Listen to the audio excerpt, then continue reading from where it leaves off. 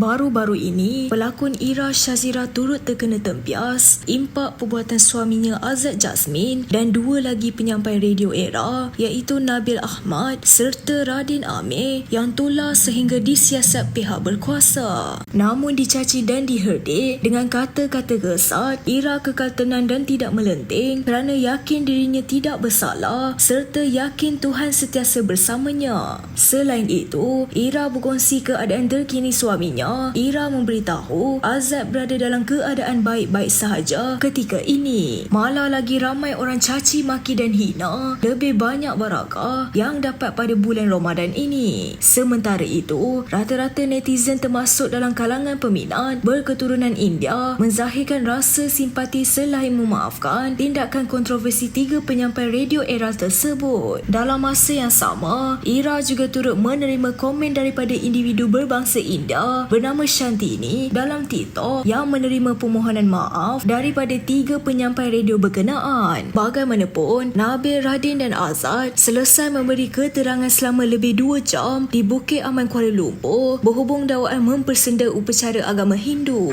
Difahamkan video permohonan maaf daripada mereka tulah selepas insiden mempersenda tarian Kavadi Indo ketika Thaipusam kepada Dewa Murugan mencetuskan kontroversi. Malah Astro turut memaklumkan tiga penyampai radio dan dua lagi kaki tangan digantung tugas sehingga tempoh yang akan diberitahu kelak. Jangan membuat sebarang spekulasi yang boleh mencetuskan kontroversi. Apapun, semoga Ira dan Azad tabah dalam menghadapi ujian ini dan semoga berjaya dalam kerjaya masing-masing.